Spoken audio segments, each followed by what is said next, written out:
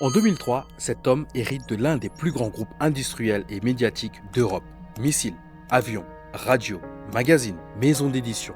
Un empire bâti en 30 ans par un seul visionnaire. 20 ans plus tard, il ne reste presque plus rien. Pas de faillite spectaculaire, pas de crash boursier, juste une lente hémorragie, vente après vente, jusqu'au jour où l'homme qui a tout perdu déclare lui-même, presque avec soulagement, nous rentrons dans la famille Bolloré. Comment un héritier destiné à tout, argent, réseau, pouvoir, a-t-il fini par regarder impuissant l'empire de son père se faire absorber par son propre concurrent? Laissez-moi vous raconter l'histoire d'Arnaud Lagardère. Pour comprendre cette histoire, il faut d'abord comprendre l'homme dont elle porte le nom, Jean-Luc Lagardère. Ingénieur de formation, travailleur acharné, doté d'un flair redoutable pour les affaires, il bâtit à partir de rien un empire industriel tentaculaire. Son point de départ, Matra, un équipementier qu'il transforme en conglomérat touchant à l'armement, aux télécoms et même à la compétition automobile. Les célèbres voitures bleues Matra qui dominent le championnat du monde de Formule 1 en 1969. En 1980, il prend le contrôle d'Hachette, le géant français de l'édition, pour créer un groupe de communication tentaculaire mêlant le son, l'image et l'écrit. Radio avec Europe 1, presse avec Paris Match et édition avec Hachette Livre. Sa plus grande réalisation reste sans doute la naissance de ADS, le géant européen de l'aéronautique et de la défense, coactionnaire d'Airbus. L'aboutissement d'une vie entière consacrée à bâtir un champion industriel européen. Jean-Luc Lagardère n'est pas infaillible. Pour autant, sa tentative de reprendre la chaîne de télévision, la 5, en 1990, tourne au fiasco retentissant, avec un dépôt de bilan et une ardoise de plusieurs milliards de francs. Mais dans l'ensemble, l'homme reste une légende du capitalisme français. Un modèle que des figures comme Bernard Arnault ou Vincent Bolloré eux-mêmes regardaient avec admiration. Mais Jean-Luc Lagardère ne se contente pas de bâtir un empire, il pense aussi à sa succession. En 1992, il structure son groupe sous une forme juridique très particulière, la société en commandite par action. Le principe est redoutablement efficace. Cette structure permet à la famille Lagardère de garder le contrôle total du groupe tout en ne détenant qu'une infime fraction du capital, moins de 15%. Puis à peine 7% quelques années plus tard. Un véritable bouclier anti-OPA. Tandis qu'elle structure tient, personne ne peut prendre le contrôle du groupe, quel que soit le nombre d'actions qu'il rachète en bourse. Une prévoyance qui semble à l'époque du pur génie. Elle va des décennies plus tard jouer un rôle déterminant dans le dénouement de cette histoire. En 1999, après plusieurs années passées aux États-Unis, Arnaud Lagardère revient en France pour prendre progressivement en main les rênes du groupe familial aux côtés de son père. Mais en 2003, c'est le drame, Jean-Luc Lagardère meurt subitement. Arnaud, fils unique, se retrouve du jour au lendemain à la tête d'un empire pesant environ 13 milliards de chiffre d'affaires par an, actif dans l'aéronautique, les médias, l'édition et la distribution. Sur le papier, Arnaud Lagardère a tout pour réussir. Le nom, le réseau, la structure juridique verrouillée qui le rend quasi indéboulonnable, mais dans les faits, il hérite d'une tâche écrasante. Diriger un conglomérat d'une complexité extrême dans un contexte économique qui, lui, n'a rien de simple. Le groupe doit composer avec des fonds d'investissement américains exigeants, avides de dividendes.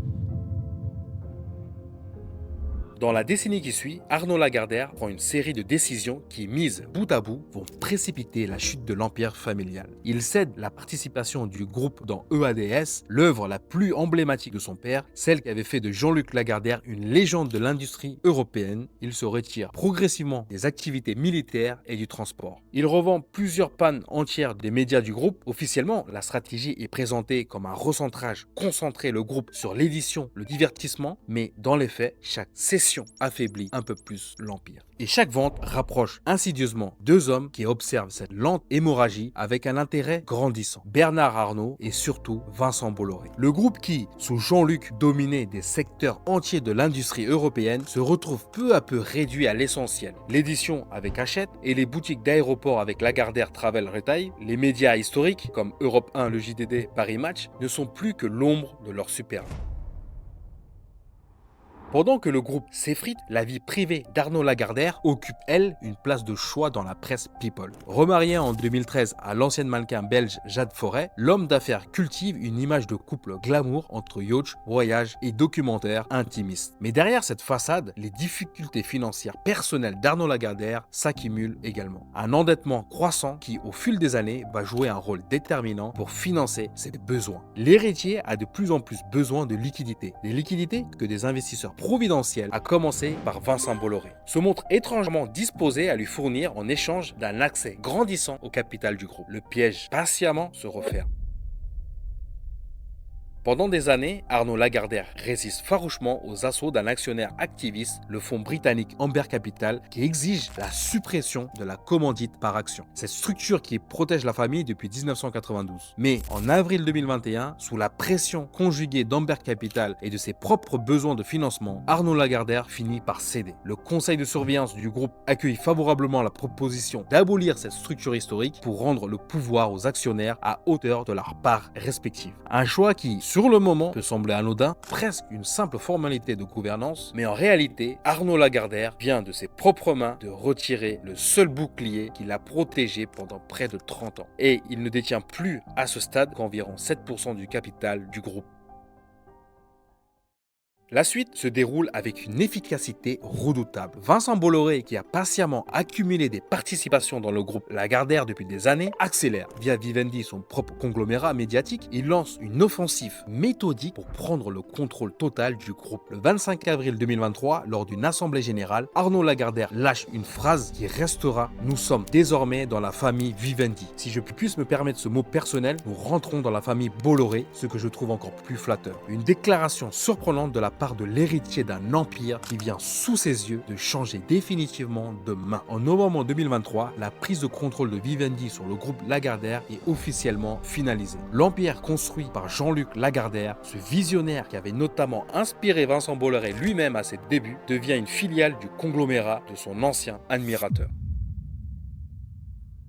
On aurait pu croire l'histoire terminée là, mais un dernier coup de théâtre attend Arnaud Lagardère. Quelques mois après la finalisation de la prise de contrôle, l'ancien héritier est mis en examen pour abus de biens sociaux et abus de pouvoir par des juges d'instruction financière parisiens. Conséquence directe, Arnaud Lagardère, alors âgé de 63 ans, est contraint de démissionner de son poste de PDG, la toute dernière fonction symbolique qui le rattachait encore à l'empire fondé par son père. De l'homme qui, en 2003, dirigeait un conglomérat pesant 13 milliards d'euros de chiffre d'affaires, il ne reste 20 ans plus tard plus aucune fonction de direction dans le groupe qui porte toujours son nom aujourd'hui.